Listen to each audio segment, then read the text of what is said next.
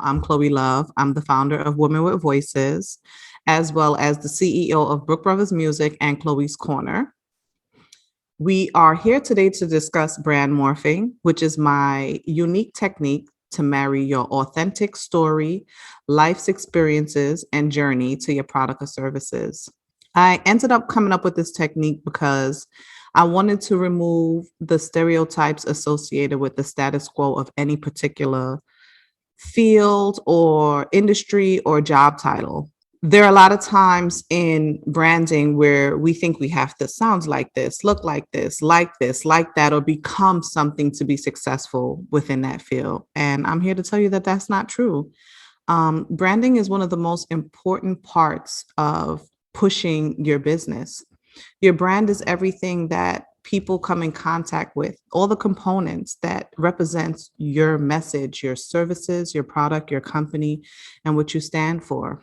So I am here today with you to talk brand morphing and to answer any questions about the course, any questions about branding and brand morphing that you may have.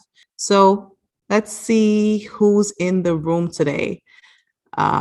Just type in hi in the chat room so I can see you guys and make sure that you guys are hearing alive.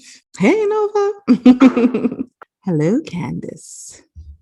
And also, where you guys from and what are your businesses? And if you haven't started a business yet, what business do you intend to start?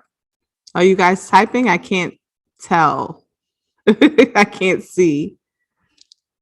What businesses do you have or are currently living in South Carolina getting to launch? Okay, fashion wear and designs, life coach and holistic healer. Oh, I like that in Dallas. Come through South Carolina and Dallas. Okay, and what stages are you guys at? Have you been in business for about 3 to 5 years, starting, launching, expanding? 6 years and expanding. That's really, really good. See, when it comes to expanding, some of the things I touch on in brand morphing is how to enter new markets. And expanding doesn't always mean adding new products, but revamping some of the products that you already have. So, yeah, Nova, I'm rooting for you. I like what you got going on. Well, I'm rooting for everyone here. 1 year in business, so you're launching. Fantastic, fantastic. Do you guys have any questions on brand morphing or anything that you would hope to learn from the course that you want to share? I'm having difficulty with using social media as a tool to grow my business. Do you have any advice? Well, so the thing with social media, when we say social media, we automatically think Instagram. But Instagram is just one tool that you want to use with all the other tools and options available to you. Pinterest is actually the next booming thing, which I cover in the course. And Pinterest is not just good for your products, but the call to action to go to your services, to go to your website, which also now brings attention to your website, is something that, we will touch on in the course as well. But you want to utilize all the available platforms. So you want to make sure that your Pinterest, your LinkedIn, your IG, TikTok actually has been good for businesses now. When it was owned by Musical.ly, it was just for people who sang or did, dance challenges. And although that is something that exists there as well, it's become a big market for business owners. So make sure that you're on all these platforms, that you're tweeting and you're putting yourself in a position of leadership when you're giving that advice and you're giving it from your perspective, and that you stay authentic and true to yourself when delivering it. And you'll see a big change. There are a lot of platforms that will allow you to repurpose your content across many platforms with one click. So like Hootsuite would be something, or Later would be another option. But I'll list a lot of them in the course so that you can have price options and capability options so that you can be utilizing all these platforms without having to post in each one individually. Opening a chess shop, nice, event space, wellness coach, designing clothing on Spotify.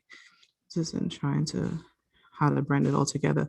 So like Alexis, that's really a good thing that you're doing.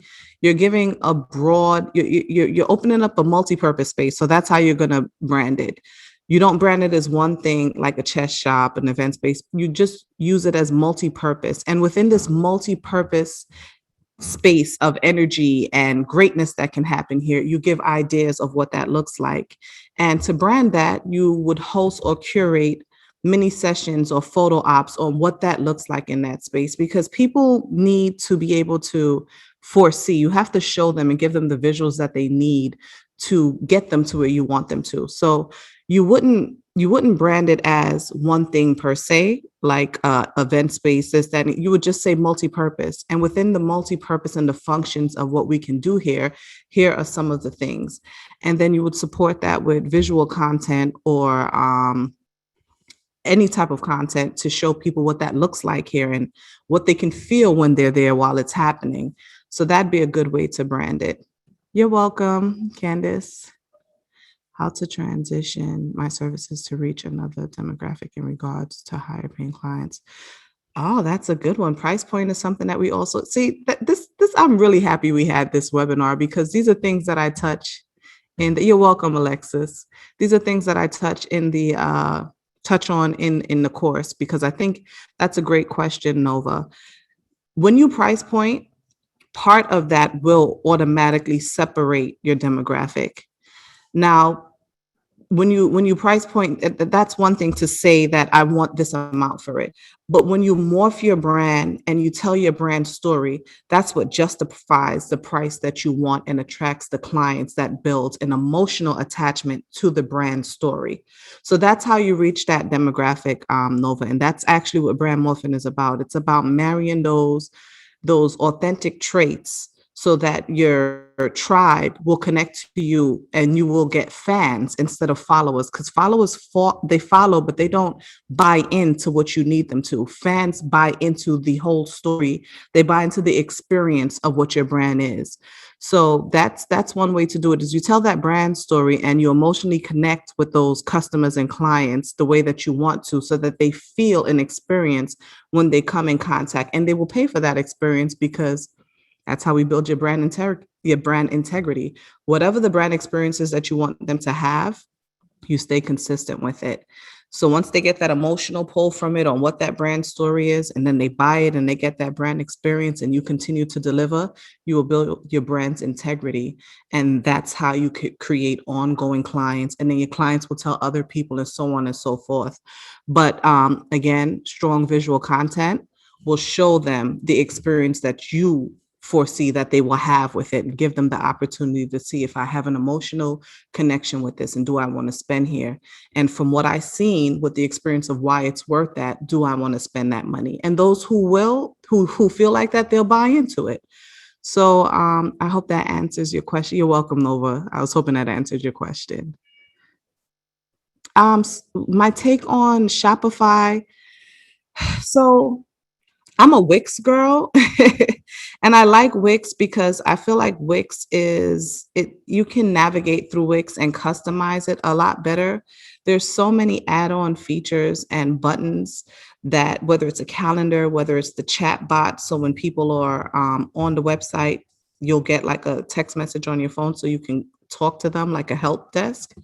So I prefer Wix because I prefer the call to action buttons, and I prefer the way that you can customize, if you will, and make it suitable for what you need from your website. My husband actually was going to start his t-shirt line on Spotify the other day, and Shopify the other day, excuse me. And once he saw mine on Wix, he kind of changed his mind. So I think Wix is better, in my opinion, from what I've seen in the features that they offer. If you're doing something that's drop shipping, for example, if you're using a company like Printful or Printify, they can be integrated with like Wix and other websites as well. So you're not just, that's not the only option that you have. So I hope that answers your question, T. Ash. And yeah, guys, these are a lot of things that, I'm rooting for everyone who's in here, but these are a lot of the things that I touch on in my brand morphing class, and the benefits of why we're doing what we're doing and the steps that we're taking to monetize, to expand. Because, it's always easy to obtain, but it's hard to maintain. So these steps would not just help you obtain what your goals are, but to maintain them and to keep those customers coming back and to keep those customers talking to their friends and, them doing the grassroots part of expanding your brand and your clientele for you. Do we have any more questions? I know sometimes the chat is a bit delayed, so I'll give it a minute to see if another question comes in. I want to thank everyone again for coming out, and I am wishing everyone here good luck. Bye.